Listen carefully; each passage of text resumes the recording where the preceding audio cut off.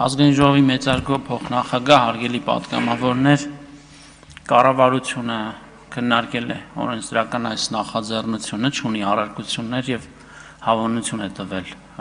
այս նախաձեռնության այս փաթեթին օրենքների, սակայն սրանից զատ մի քանի կարևոր շեշտադրում, որ ուզում եմ հնչեցնել այս ամբիոնից, տարընթերցումներից, տարընկալումներից զերծ մնալու համար։ Մեր հստակ պատկերացումը եւ ընկալումը եղել է այն, որ այս նախագիծը որևէ հեռուստաալիք փակելու մասին չէ։ Սա հատուկ եւ շատ ուղիղ ուզում եմ ասել, որովհետեւ նմանօրինակ կարծիք հնչեց այստեղ քննարկումների ժամանակ, կառավարությունը իր դրական եզրակացությունը տվել է նախագծին, որպեսզի առնվազն 3-ի փոխարեն 2 ուրեմն սլոտ ունենա հանրային հեռարձակողը, ընդ որում մի բան, որը ամենևին չի խանգարելու նույն հանրային հեռարձակողին պահպանել իր 5 սլոտները, արդեն մրցույթի պարագայում, որովհետև այսօր օրենքով իմպերատիվ սահմանված 3 սլոտի պարագայում հանրային հեռարձակողը ունի, շարունակում է ունենալ ավելին, քան այդ 3-ն են, 3 հեռուստատեսային տիրույթում, 3-րդը ռադիո ալիքների, ռադիո հեռարձակողների տիրույթում։ Իսկ մնացած ձեզ անհանգստացող հարցադրումներին սիրով կպատասխանեմ։ Շնորհակալություն, խնդրեմ հարցերի համար հերթագրում։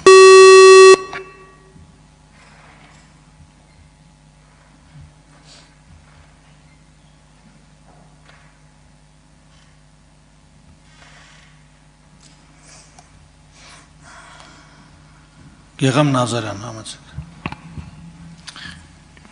Եթե մի կողմ ենք դնում են պնդումը, որ այս նախագիծը նրա համար չէ, որ հանրային հեռուստաալիքներից մեկը փակվի, եւ նշվում է, որ 3-ի փոխարեն 2, այսինքն սա հանրությանը ստիպում է մտածել, որ դե եթե 3 չի 2 է, ուրեմն մեկը պետքա դուրս գա։ Իհարկե հասկանում եմ գրածավոր պարտադիր չի, որ դուրս գա, բայց երկրորդ հարցը, որ ունենք դուք չեք կարծում, որ այս բարդ, այսպես ասած, ինչ խոսք ասես, որ մարդկանց տալիս են տարբեր ալիքներով, հեռախոսներով, չգիտեմ, YouTube-ներով, ճիշտ չի, մտածենք, որ այդ ալիքը, որը ուղղված է մշակույթին, մեր եկեղեցուն, չգիտեմ, մեր պատմությանը, ավելի լավը դարձնենք եւ ոչ թե այն այնպես անենք, որ չլինի։ Շնորհակալություն, պարոն Նազարյան։ Հնարավոր մանիպուլյացիաները կանխելու համար կարևոր եմ համարում ասել, որ առաջին բանը, որ քաղաքացիական պայմանագիրը արեց տեսալսողական մեդիայի տիրույթում Թավշյա հեղափոխությունից հետո դա շողակաթ հեռուստաալիքի ֆինանսավորման բարձրացումներ։ Ինչպես հաճախ պոպուլյար է, հատկապես ընդդիմադիր շրջանակներում կոչել մեր քաղաքական ուժին եկեղեցատյաց այդպես կոչված քաղաքական ուժը, իշխող ուժը 2024-ի տվյալներով գրեթե 2 անգամ ավելի բարձր ֆինանսավորում է նախատեսել, քան եկեղեցապաշտ այն իշխող ուժերը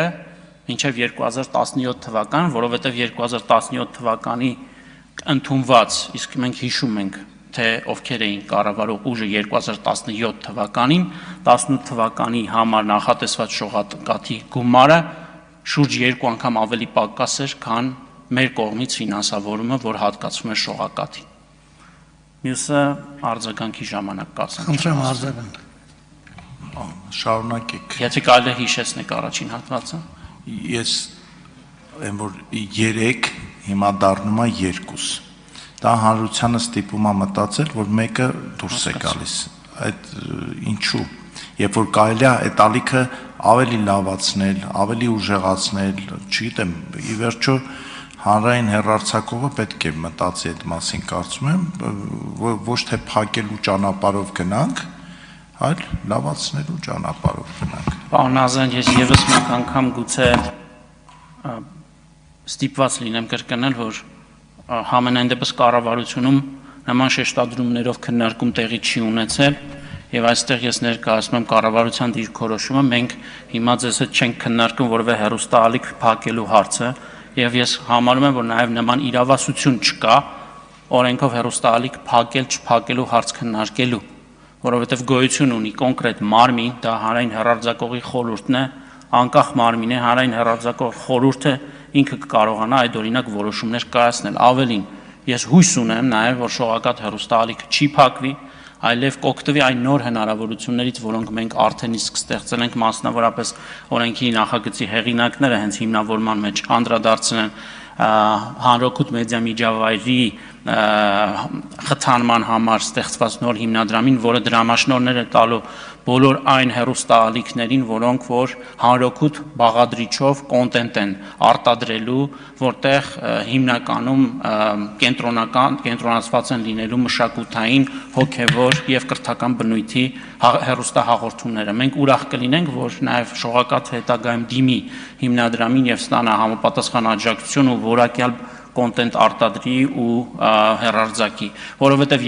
ներողություն եմ խնդրում, ավարտում եմ, այն 2019 թվականներին այն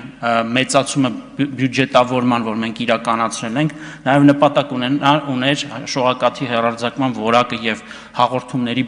որակական մասը ընդարձակելու, որը ցավոք սրտի տեղի չունեցավ։ Այսօր դժվար է անել մի այնպիսի պնդում, որ շողակաթ հեռուստաալիքը դրա արդյունքում ամենաբարձր ռեյտինգ ունեցող հեռուստաալիքների թվում է։